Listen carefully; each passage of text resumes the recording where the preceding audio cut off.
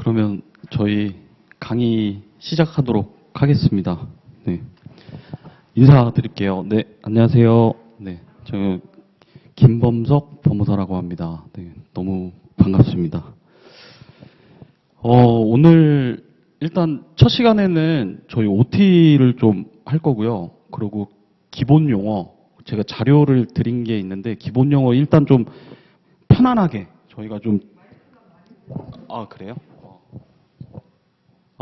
괜찮으세요? 괜찮으세요? 네, 괜찮으세요? 제가 좀 띄고 할게요, 마이크를. 네. 첫 번째 시간에는 이제 OT 하고요. 그리고 기본 용어 편안하게 저희가 좀 이제 얘기하듯이 좀 이제 좀 민사집행에 대해서 어떤 용어가 있는지 좀 헷갈리는 부분들을 좀 짚어 나갈 겁니다. 그리고 두 번째 시간에는 이 두 문자 나눠드린 거 한번 읽어볼 거예요. 네, 일단 지금부터 뭐 외우시라는 얘기가 아니고 계속 보셔야 됩니다. 시험 직전까지. 그러다 보면 자연스럽게 외워지니까 두 문자를 어떤 게 있는지 한번 저랑 같이 한번 읽어보는 시간이 될 거고, 그 다음에 저희가 이제 이 민사집행 총론부터 일단 들어갈 건데요, 오늘은. 그래서 즉시항고, 집행이 뭐 이런 식으로 이제 들어가는데, 저희가 이 총론이 끝나면 그 세부 목차 한번 잠깐 보실래요? 네. 총론이 끝나면 1페이지 1페이지 아니고 저기 뒷장에 2페이지 보시면요. 네, 오른쪽에 부동산 강제 경매가 있습니다. 제2간 해가지고. 네. 제3장. 부동산에 대한 강제 집행. 제3장. 108페이지서부터 이제 나갈 거거든요. 그러니까 여기 총론을 처음에만 들어갔다가 그 다음에 바로 부동산 집행으로 넘어갈 거예요. 그러고 나서 다시 앞으로 올 거니까 저희가 이거 맨 처음에 강제 집행 민사 집행이죠.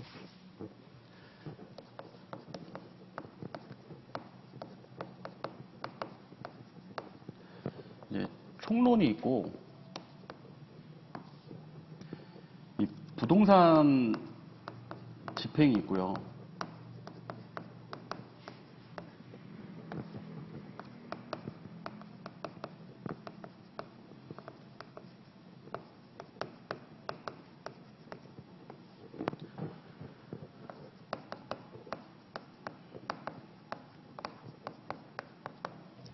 저는 민사집행을 크게 이렇게 네 가지로 좀 분류를 하거든요. 여기서 40%가 나옵니다. 여기서. 네. 그리고 여기서 20% 나오고요. 여기서 20%. 여기서 20%. 보통 비율이 이렇게 돼요. 그러니까 저희는 여기를 좀 집중적으로 이 부분을 좀 집중적으로 좀 해야 됩니다. 이 부분을. 네. 그래야 나머지 공부하는데 부담이 없어요. 처음부터 여기서 이제 외울 거 많거든요. 대부분 두 문자의 대부분이 여기예요. 총론. 그래서 제가 좀 부담을 줄어드리려고 두 문자를 많이 좀 자료를 제공해 드린 건데, 여기를 좀 집중적으로 하기 위해서 먼저 시작을 할 겁니다. 다음에는. 네. 그렇게 진도는 그렇게 나간다고 생각을 하시면 되고요. 일단 나가는. 그리고 한번 책 한번 그 1페이지 보실까요? 네. 여기 지금 1차 시험 이렇게 도표 좀 그려놓은 거 있으시죠? 네. 지금 응시자, 출원자 이렇게 수가 굉장히 좀 많아지고 있는데, 실질적으로 출원자는 많은데 응시자가 많이 없어요. 그래서 그렇게 부담을 느끼실 필요가 없습니다. 법무사 시험에 대해서. 네. 그러니까 많이 뭐 표면상으로 좀 많아졌다 하지만 경쟁률이 크게 그렇게 높지 않으니까 네, 부담 없이 좀 준비를 해주셨으면 좋겠고, 그 오른쪽 보시면은 저희가 책 이거를 쓸 때 그 실무제요를 좀 바탕으로 구성을 했고 그 기출 문제는 웬만하면 다 넣습니다. 그러니까 그 기출 문제는 다 표기를 해놨으니까 그거 좀 참고를 하시고 목차는 최대한 좀 구성을 좀 간결하게 했거든요. 저희는 객관식 준비를 하는 거니까 굳이 요건 뭐 이런 거 막 외울 필요가 없어요. 예. 그런 거를 중요하게 생각하지 마시고 이 지문이 나오면 맞다 틀리다. 네, 그거를 염두해 두시면서 이제 공부를 하시면 좋을 것 같습니다. 자, 지금 민사집행법 공부 방법해서 이제 뭐 전체적인 흐름을 좀 파악하시는 게 중요하고 이제 절차법이니까 이게 왜 이렇지가 아니라 법에 그렇게 규정이 돼 있으니까 그런 거예요. 그러니까 그거를 좀 조문을 통해서 조문을 통해서 판례를 좀 이해하시고 네, 그렇게 좀 공부를 해주시면 좋습니다. 네. 그렇다고 암기를 아예 안 하는 건 아니니까 암기할 거는 또 제가 두 문자로 자료 제공해드린 거 위주로 좀 암기를 잘 해주시면 좋을 것 같습니다. 네. 그 뒷장 한번 보실까요? 이제 뒷페이지 보시면 지금 저희가 이제 기출 문제들이 대부분 판례가 많이 나오죠. 이제 판례 위주로 이제 책 구성은 해놨고, 근데 조문을 무시할 수는 없어요. 예. 그러니까 조문도 제가 좀 뭐라 그럴까, 조문 같은 경우에는 좀 많이 좀 압축을 시켜놨습니다. 그 판례 내용들을. 그러니까 조문 옆에 그 화살표 표시, 제 손가락 표시로 이렇게 해놓은 것들, 그런 게 다 기출 문제고 판례 내용이니까 그런 것도 좀 눈여겨서 보셔야 되고, 그 법률 용어 개념 같은 것도 그냥 넘기지 마시고 항상 인터넷에 검색하면은 잘 나와요. 요즘은 법률 용어 같은 게. 그러니까 그거를 내가 이거 모르는 좀 용어가 나왔다. 그러면 한번 검색을 한번 해보세요. 쉬는 시간 이럴 때 검색을 하시면 그 인터넷에 잘 나오니까 설명들이 꼭 좀 초반에는 좀 짚고 넘어가시는 게 좋습니다. 그리고 아래 보시면 그 민사집행법은 점수는 저는 마지막에 오른다고 생각하거든요. 이게 워낙 다양한 과목들이 연계되어 있다 보니까 민법도 그렇고 뭐 부등법 문제도 나오고 공탁법 문제도 나오고 그러잖아요. 그러니까 처음부터 너무 욕심을 안 내셨으면 좋겠어요. 예.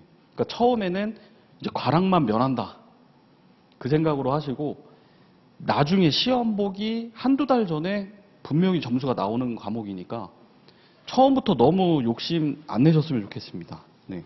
그렇게 해서 좀 부담을 좀 덜어서 하셨으면 좋겠고, 제가 이번 기본서 이거 출판하면서 좀 시간도 막 오래 걸렸고 공도 많이 들였는데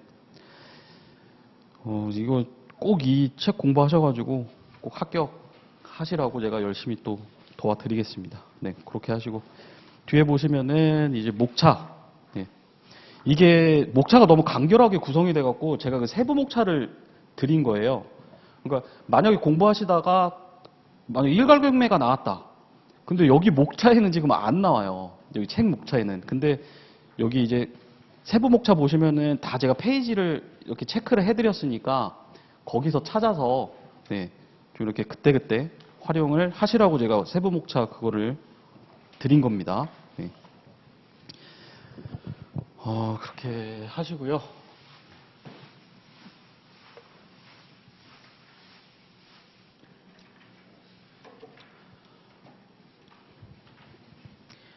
제가 민사집행을 굉장히 좀 저도 힘들어하다가 잘하게 된 계기가 있거든요. 그게 뭐 이거 개인 사정이지만 제가 이 법무사 시험 준비하면서 전세 사기를 당했어요. 제가. 네. 이거 준비하면서. 그러니까 주인이 이제 저기 어디 이제 교도소 이런 데 들어가서 제가 보증금을 못 받는 상황이었는데 잘 됐다. 나 법무사 이제 준비하고 있으니까 내가 한번 해보자. 해갖고 제가 다 했습니다. 처음부터 끝까지. 법무사 도움 없이. 네. 그렇게 해서 소유권 이전 등기 촉탁까지 제가 다 받았어요. 네. 그러면서 제가 좀 집행법에 대한 자신감도 생기고 그랬거든요. 왜 그랬냐면요. 이게 내가 당하다 보니까 다 자연스럽게 외워져요. 내 돈이 걸려 있으니까. 그러니까 우리 공부하시는 우리 수험생분들도 이입을 하셔야 돼요. 감정이입을. 네. 우리 민사집행 왜 배우죠? 이거? 민사집행?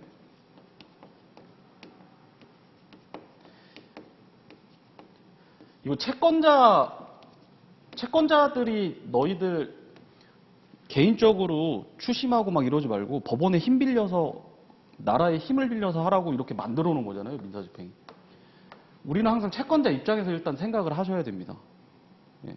근데 이런 이의 같은 거, 항고 같은 거 이런 거 채무자들이 또 이제 하는 거죠. 이 집행은 잘못됐어. 이거 부당해. 그때는 이제 채무자 입장에서 생각을 하시는 거예요. 이런 식으로 좀 감정이입을 해주셔야 돼요. 뭔가. 그래야지 이게 이해가 됩니다. 좀, 아, 이렇게 하라고 이런 게 있구나.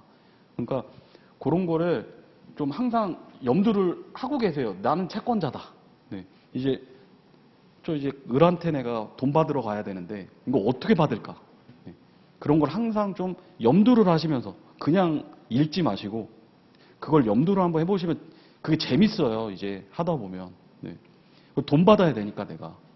그러니까 그렇게 좀 롤플레이라고 하죠. 이런 걸 좀 감정이입을 하면서 좀 그렇게 하셨으면 좋겠습니다. 이게 시간 순서대로 쭉 흘러갑니다. 그게 드라마처럼.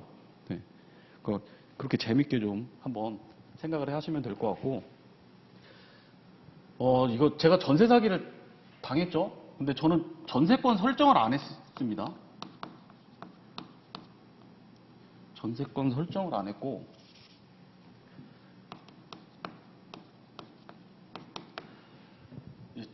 전입은 했겠죠? 전입하고, 네. 확정일자 받고,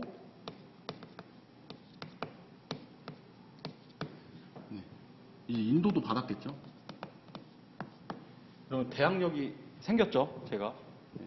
물론 1순위였습니다, 물론. 네. 1순위여서. 그 다음에 뭐 해야 될까요, 그러면? 네. 이렇게 돼 있으니까, 이제 저는 집행권을 얻어야 돼요. 전세권 설정이 안 돼 있으니까. 이거 집행권을 어디다가 얻어야 되죠? 이거 수소법원이라고 하거든요. 보통 제1심 법원이라고 합니다, 이거.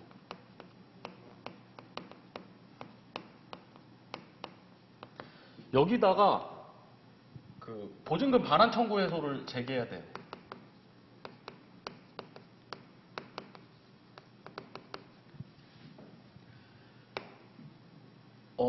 소송을 제기해도 돼요. 이거 뭐 지급 명령 해도 되거든요. 근데 지급 명령은 이제 공시송달 이런 게 안 되기 때문에 송달 안 받으면 의미가 없습니다. 그래서 이제 보통 일반적인 소로 하고 제가 이제 집행권을 얻었습니다. 제가 요거를 해서 제가 요거 보증금 반환에 소를 했습니다. 제가 네. 집행권을 얻었어요. 이 집행권을 가지고 집행기관에 갑니다. 이제 지금 우리 민사집행법은 집행기관으로 집행법원 그리고 집행관 이렇게 나눠놓고 있거든요. 그러니까 이게 법원이 다르다는 걸 알고 계셔야 돼요. 수소법원이 있고 집행법원이 있고 이렇게 이게 같은 법원이 아니구나라는 걸 좀 알고 계셔야 돼요. 이거를.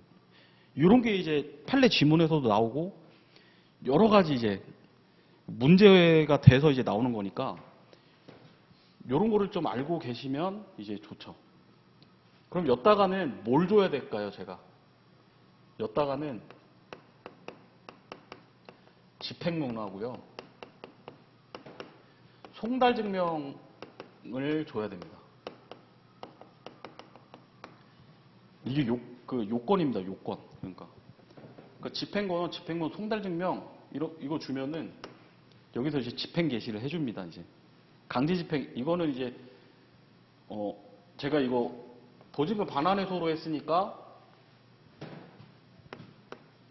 강제경매겠죠. 강제경매, 개시결정.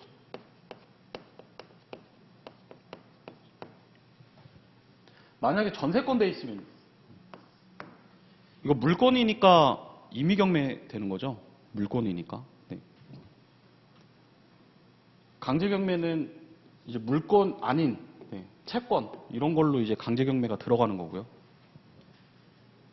이제 강제경매를 이제 시작을 합니다. 제가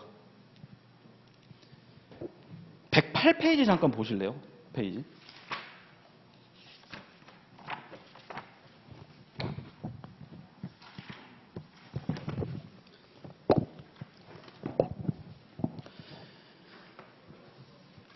표가 있죠. 요게 부동산 강제경매 이제 절차입니다. 절차. 제가 이제 경매 신청서 접수했겠죠. 이거 송달 증명 뭐 이렇게 갖춰가지고 신청서 접수하면 이제 뭐 미등기 건물 이런 거 있을 수 있으니까 미등기 건물에 대해서 조사 명령 할 수 있고요.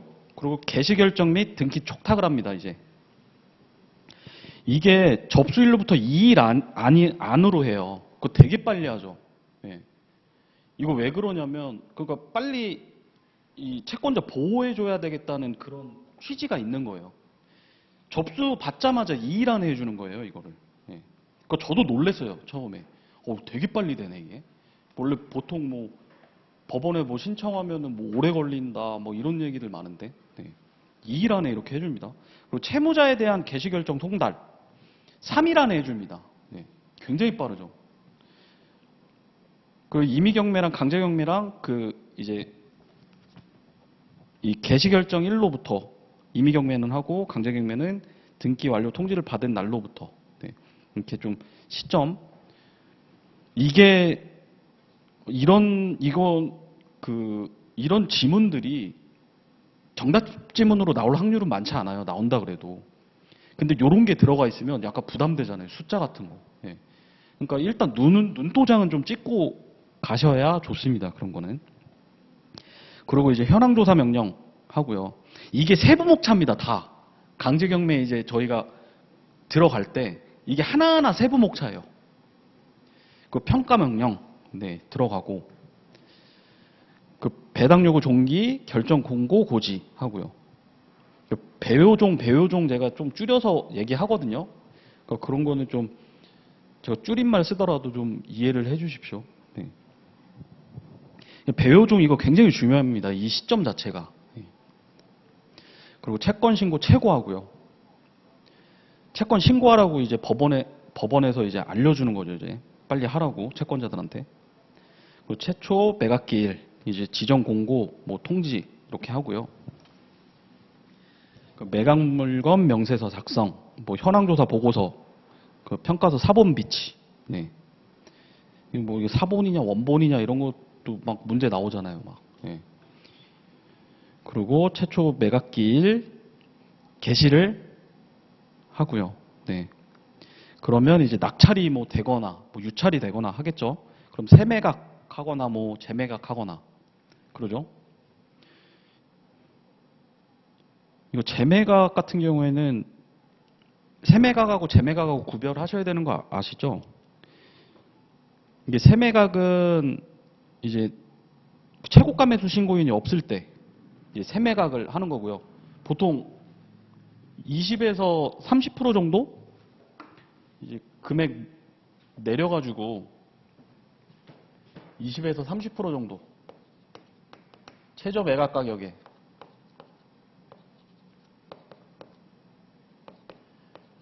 세매각하죠.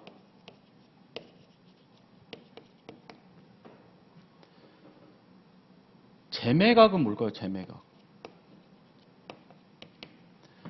최고가 매수 신고인이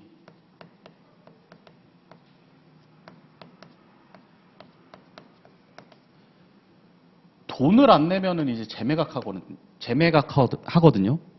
근데 이제 금액을 낮추진 않습니다. 이거 보통 뭐 들어보신 분은 아시겠지만 이거 돈이 쩐이니까 이 쩐, 이거 지읒이니까 이제 지읒. 이렇게 해서 좀 알고 계세요. 네. 수험가에서는 이렇게 외우더라고요. 근데 그러니까 그 쩐이니까 쩐을 안 내면 재매각한다. 네. 이런 차이들 네, 알고 계십시오. 저 이렇게 외우는 걸 좀 좋아하거든요. 제가 좀 굉장히 많을 거예요. 그런 게. 그러니까 강제로라도 제가 외우게 해드릴 겁니다. 이렇게 해서라도. 그러니까 좀 예시를 들어드린 거니까 네, 그렇게 알고 계시고 이해가 안 되면 외우기라도 이제 열심히 해야 되잖아요. 네. 그리고 이제 옆 페이지 보시면 이제 배당 요구 통지하고요. 이제 배당 관련된 절차들이 이제 쭉 나옵니다. 이제 마지막 가시면 이제 이거 그 중간에 매각 결정 기일 이거 굉장히 중요하거든요. 이 시점도. 그러니까 매각 결정 기일이라는 말이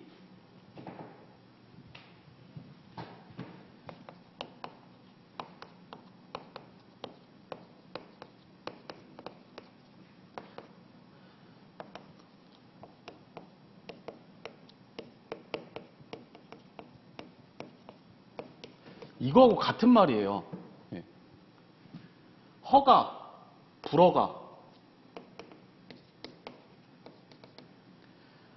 그 이게 다른 말이 아닙니다. 이게 예. 그 시험 문제에서 푸실 때 예.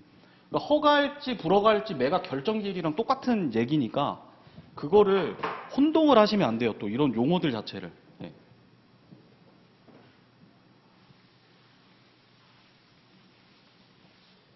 이 시점이 굉장히 중요합니다. 이것도 시험 문제에 그 판례 이런 거 보시면 이런 내용들이 많이 나올 거예요.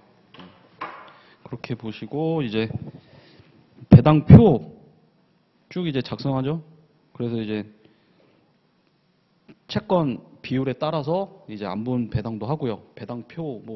배당표에 대한 이의도 하고 뭐 그렇게 합니다. 그 마지막에 이제 매수인한테 소유권 이전되기 촉탁하면서 이제 마무리가 되는 겁니다.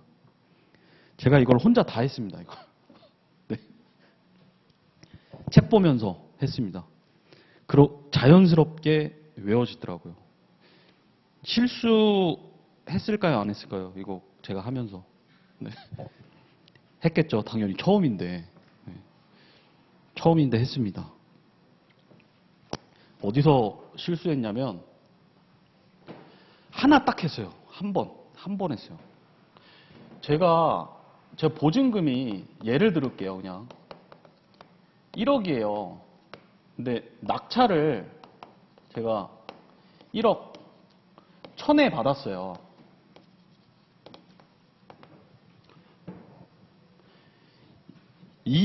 저는 이거 받아야 되잖아요. 그러니까 이거 보통 이게 상계 처리한다고 하거든요. 네. 이거는 줘야 되지만 제가 법원에 이건 저도 받아야 되잖아요. 차액 지급이라고도 해요, 이걸. 그 판례는 차액 지급 그리고 그 책에는 차액 지급으로 나와 있을 거예요. 이 차액 지급 신청을 하면 이 1000만 원만 주면 돼요. 이거를. 굳이 1억 1000을 줄 필요가 없어요. 제가 이거 신청을 하려고 하는데 기일이 지났다는 거예요. 이거 언제까지 해야 되냐면 매각 결정기일까지 해야 돼요.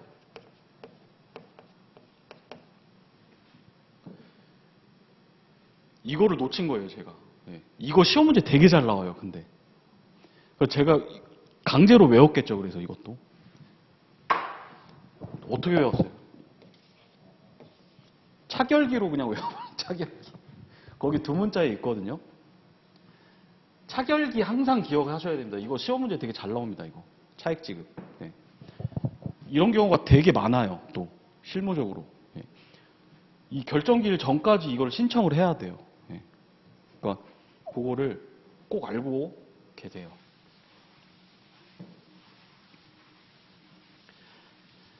네, 제가 이렇게 해서 민사집행에 눈을 떴습니다. 네, 이렇게 해서 눈을 떴고요.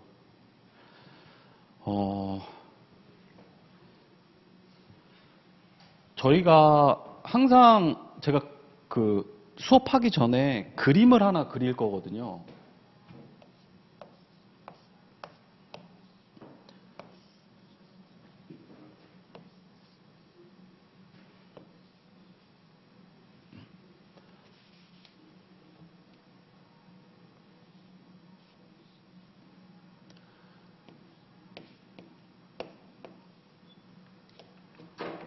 제가 요 그림을 항상 그려놓을 건데, 전 판례 맨 처음에 이제 막 이해도 안 되고 막 이래가지고 항상 그림을 그리면서 좀 연습을 많이 했거든요, 처음에. 이거 뭐 대충 보시면 아시죠? 이제 뭐.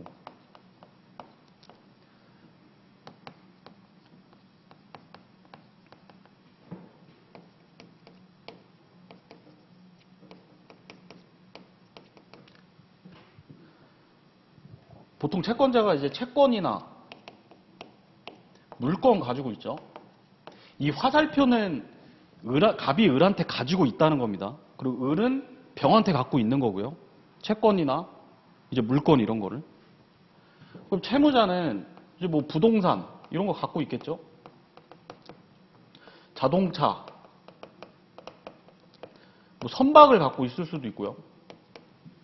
뭐 그림 네, 갖고 있을 수 있죠.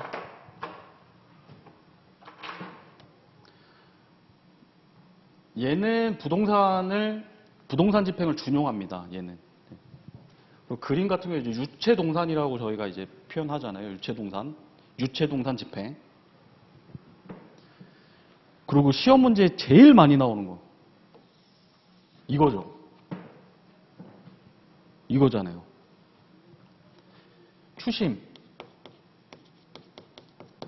전부, 명령.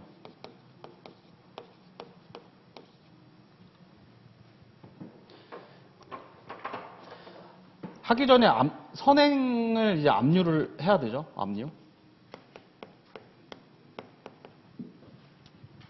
이게 추심 전부 명령입니다. 이게. 이해되시죠? 네, 그림으로 그냥. 네. 쉽게 설명해 드릴게요. 압류는요. 내가 제3채무자한테 제3채무자 지갑이 있어요. 예를 들을게요. 제3채무자 재산 지갑을 잡아요. 일단 압류는 잡고요. 추심은 그 안에 돈을 꺼내서 법원에다가 신고해야 돼요. 추심 신고. 그러면 채권자들이 알아서 나눠가는 거예요. 추심은. 근데 전부는 돈 뺏어서 내가 다 가져갈 수 있어요. 변제에 가름되거든요. 전부를 하면. 근데 이 전부 같은 경우는 위험 부담이 채권자한테 있습니다. 그러니까 주로 실무에서는 90% 이상이 추심을 한다고 생각하시면 돼요. 그냥. 근데 이제 저희는 이제 수험생 입장이니까 이 전부도 이제 비교를 많이 해서 이제 알고 계셔야겠죠. 이게 압류 추심 전부입니다. 그냥. 네. 별게 없어요. 사실. 네. 그 채권자가 제3채무자한테 추심 전부 하는 거예요. 제3채무자 보통 은행이겠죠. 네. 을이 예금채권 같은 거 갖고 있어요. 채권자가 통장 압류 추심하는 거죠. 임대인 보증금 보증금 임차인 보증금 반환 청구권 이런 거 있잖아요. 그거 압류 추심하는 거예요. 네. 저도 얼마 전에 이거 의뢰 들어와서 했거든요. 한번. 네. 했는데 전혀 뭐 이렇게 저희가 공부하는 것처럼 그렇게까지 어렵지 않습니다. 네. 그러니까 요거 제가 표로 다 정리해 놨으니까 요거 좀 이해를 하고 계세요. 이 그림을. 그 복잡하게 나오면 이제 여기서 채권자 뭐 A 나오잖아요. 이제 네. 채권자의 채권자. 여기서도 막 튀어나오죠. 또 B. 네. 또 다른 채권자. 이 그림을 이렇게 좀 머릿속에 연상이 안 되시면 좀 그려가면서 하시다 보면은 이해가 좀 빨리 되실 거예요. 이거 민법에서도 많이 하시죠. 채치랑 채대. 그죠? 그리고 이 그림으로 많이 설명해 주시잖아요. 채권자 대위권, 채권자 취소권. 네. 요거 할 때 요 그림 많이 쓰잖아요. 네. 이거 기본적으로 좀 알고 계시면은 판례 이렇게 이해하는데 도움이 많이 되실 겁니다. 네.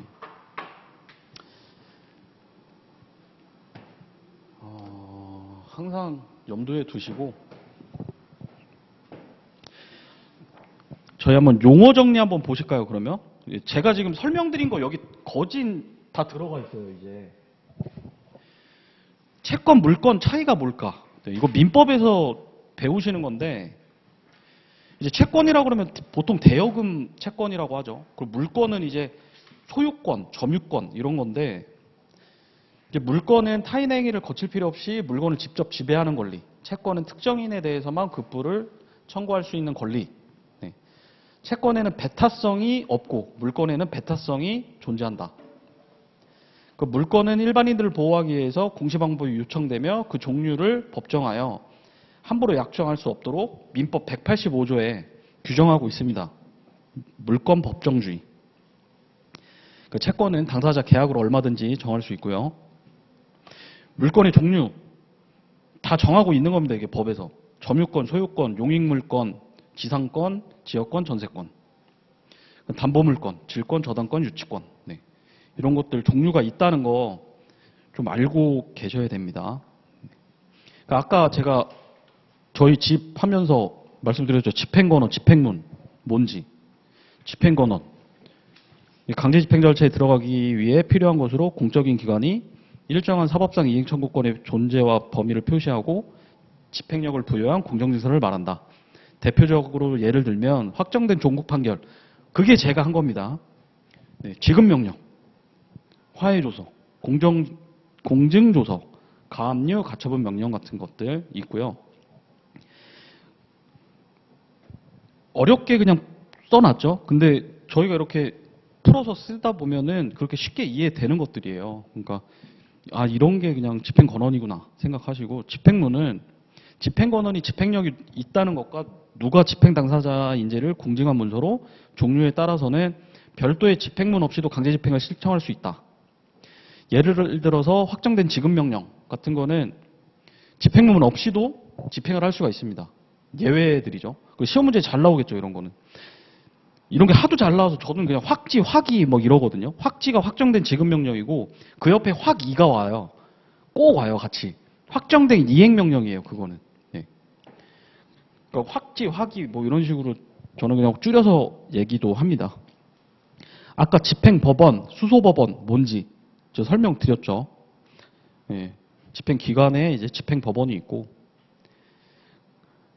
집행관도 집행기관이고요. 네. 그리고 수소법원 뭔지 설명드렸습니다. 네. 뒷장 한번 보실까요?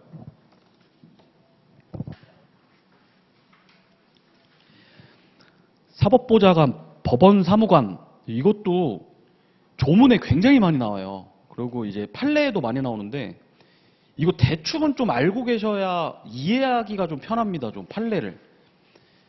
저는 이제 사보, 법사 이렇게 좀 줄여서 얘기하는데 너무 많이 나오니까 좀 줄여서 얘기를 합니다. 사보가 이제 좀 높은 공무원이에요. 네. 그 법원 사무관이 이제 일반 공무원분들. 네. 일반 공무원분들이 올라가는 게 사법보좌관입니다. 위로 승진하시는 게. 그래서 사법보좌관이 할 수 있는 일들이 많습니다. 이제. 그 규정을 하고 있으니까 그런 게 이제 시험 문제에 나옵니다. 그 뭘 할 수 있는지, 아, 이런 거는 어려우니까 법원 사무관은 할 수 없고, 사법보좌관이 하는구나. 근데 판사한테는 좀 맡기기 너무 쉬운 일이다. 이런 것들 좀 이해하시면서 외우시면은 좀 도움이 되실 겁니다. 이런 것도. 그리고 신문과 변론의 차이. 네. 이게 조문에 이제 신문 변론 이런 게 많이 나오는데, 신문은 법원이 당사자나 증인을 소환해서 질문하고 답변을 듣는 거고요. 변론은 당사자들끼리 모여서 한번 주장하고 증거 제시하고 한번 해봐. 법원에서 한번 제3자 입장에서 한번 지켜보는 거죠. 누구 말이 맞는지. 보통 이제 변론 없이 뭐 할 수 있다. 뭐 조문에서 이렇게 얘기가 많이 나오고. 그리고 시험 문제에도 이제 뭐 그렇게 이 조문들이 나옵니다. 이제 그런 걸 좀 이해하면서 공부를 하시면 좋을 것 같습니다. 그리고 가압류 가처분 이거 그냥 단순하게 그냥 가압류 가처분이라고 알고 계시는데 이거 한번 보실까요? 이거 가압류는 금전채권이나 금전화로 환산할 수 있는 채권, 매매대금 채권, 대여금, 네, 그 어음금 이런 것들이 이제 금전으로 환산할 수 있는 채권이고요. 그 일시적인 명령이죠. 그런 게 가압류. 그 금전 채권은 가압류한다. 그렇게 생각을 하시고, 가처분은 두 가지 종류가 있습니다. 가처분은 다툼의 대상이 되는 가처분과 임시 지위를 정하기 위한 가처분 두 가지가 있어요. 그 임과 다가라고 저희 또 줄여서 얘기하거든요. 예, 그런 거는 좀 한번 체크를 해두시면 좋을 거예요. 예. 임가가 임시 지위를 정하기 위한 가처분. 그게 대표적으로 대표이사 직무집행 정지 가처분입니다. 그게. 그리고 다가가 다툼이 되는 권리 가처분이 부동산 처분금지 가처분, 네. 점유이전금지 가처분 이런 것들이에요. 가처분도 이렇게 종류가 두 가지가 있구나. 네. 그런 것도 한번 알고 계시고, 그 밑에 보시면 가등기. 우리 가등기 단순히 가등기라고 부르시면 안 돼요. 우리 집행법 공부하시면서는 이게 담보 가등기인지 소유권 이전 청구권 가등기인지 이거 구별을 하셔야 됩니다. 이거를 이젠. 담보 가등기는 근저당권하고 같은 효력을 발생하는 거예요. 근저당권이다 생각하시면 됩니다. 그게 가담법에 나와 있습니다. 15조에. 그런데 이제 소유권 이전 청구권 가등기다. 그거는 이제 순위 보전을 목적으로 하기 때문에 개념이 다른 겁니다. 그 다만부터 나오는 게 판례예요, 판례. 다만 최선순위 가등기가 담보 가등기인 경우에도 집행법원이 정한 기간 내에 채권 신고가 없으면 일단 순위 보전 가등기로 보아야 하므로 말소할 수 없다. 네. 근저당권이 아니니까 그렇게 이야기하고 있는 겁니다. 네.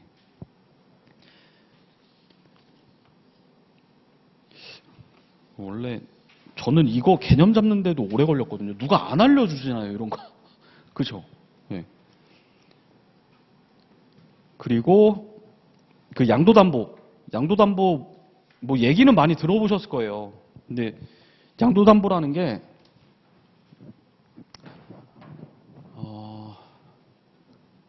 이거를 지울까요?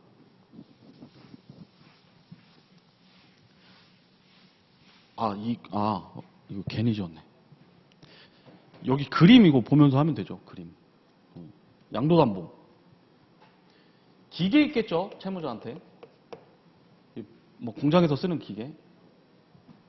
이거를 소유권을 얘한테 넘겨주고요.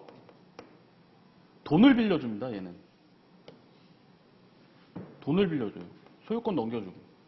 근데 얘가 돈을 갚으려면 이 기계를 써야 되잖아요, 보통. 그러니까 쓸게 하죠, 그냥 일반적으로. 이게 양도담보예요. 네, 양도담보. 네. 그러니까 이런 좀 그림을 알고 계셔야지 이해하는 데 편합니다. 이게 판례를 읽는데. 양도담보했구나. 소유권이 넘어갔는데 너가 쓰고 있어? 돈은 빌려갔네. 이런 게 그러니까 싹 지나가야 돼. 스토리가 딱 보이셔야 돼요. 그게. 양도담보가 딱 나오면. 네. 이런 것도 기본 개념으로 좀 알고 계시고요. 자, 그러면 밑에 이제 추심명령, 전부명령 아까 설명드렸죠. 추심명령. 채무자가 제3채무자에 대해 가지고 있는 채권을 대위 절차 없이 채무자에 가름하여 직접 추심할 권리를 채권자에게 부여하는 것. 이거 되게 어렵게 써놨잖아요. 이 그림으로 저희 되게 쉽게 이해하셨죠. 네. 추심 권한이라고 합니다. 추심 권한. 네. 이거를 짧게 얘기해서 추심 권한. 전부명령은 집행채권의 변제에 가름하여 채권자에게 이전하는 집행법원의 명령이다. 압류 채권자는 만족을 얻으므로 위험 부담은 추후 채권자에게 이전된다. 이렇게 이해를 하시고요. 그 임의경매, 강제경매 아까 설명드렸죠? 임의경매, 담보권 가진 채권자가 담보권 실행하는 거죠. 집행권은 없이 바로 경매를 신청할 수가 있는 겁니다. 근데 저 같은 경우, 저같이 이제 전세권 설정 안 한 세입자는 집행권원을 신청을 해서 강제경매를 신청해야 되는 겁니다. 그리고 그 밑에 이제 경매 절차 용어 같은 경우에는 제가 예를 들어서 그냥 이렇게 써놓은 건데 세매각 아까 재매각 이런 거 좀 구별을 좀 하셔야 되고 이거 단순하게 그러니까 딱 세 글자라 그래서 단순하게 생각하시면 안 돼요. 재매각 왜 됐지? 세매각은 왜 됐지라고 생각을 하셔야 됩니다. 그 매각 기일이랑 매각 결정 기일이랑 이것도 다른 말이죠. 전 이게 같은 말인 줄 알았어요. 공부할 때 처음에. 근데 이 결정자 없다고 완전 다른 말이 되는 거예요. 시험 문제에서, 지문에서. 이런 것들을 좀 캐치를 하셔야 돼요. 아까 제가 말씀드렸다시피 허브 결정. 네. 그런 것들이랑 같이 좀 생각을 하셔야 됩니다. 그리고 즉시항고. 네. 이제 결정이나 명령에 대한 불복이죠. 특별한 규정이 있어야 합니다. 즉시항고는. 네, 저희가 이따가 한 3교시, 2교시, 3교시쯤 아마 할 것 같아요. 즉시항고는. 그리고 재항고. 네. 재판에 영향을 미침 헌법, 법률, 명령, 규칙 위반이 있는 경우에 이제 재항고를 하는 겁니다. 뒷장 한번 보시면은 특별항고. 네. 특별항고가 뭔지. 불복 신청할 수 없는 결정 명령에 헌법, 법률 위반이 있는 경우에 특별항고를 합니다. 네. 시험 문제 어떻게 나오죠? 뭐는 특별항고로 불복할 수 있다, 없다. 이런 거 나오잖아요. 그거 제가 두 문자에 다 넣어놨어요. 그거를. 예. 그러니까 이런 게 특별항고구나 좀 알고 계시면 좋습니다. 각하 기각. 네. 뭐 기본적인 부분이니까 한번 읽어보시고, 네. 형식적 요건 갖추지 못한 경우 각하하죠. 이유 없으면 기각하고요. 그리고 원본, 정본, 등본 이거 구별 못하시는 분들 굉장히 의외로 많아요. 네. 그러니까 원본, 정본, 등본도 좀 구별을 하셔야 돼요. 이게 시험 문제에 이게 좀 나오니까 정본이 이런 거니까 정본 제출하라고 하는 거구나. 등본은 그냥 복사한 거니까 이렇게 제출하라고 하는 거구나. 네. 이거를 좀 이해를 하시면서 조문 같은 걸 읽으시면 굉장히 좋습니다. 네. 그렇게 하시고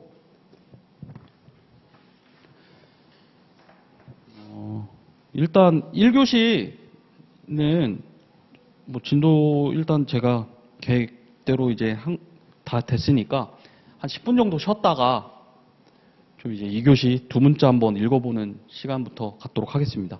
네, 제가 10분 쉬겠습니다.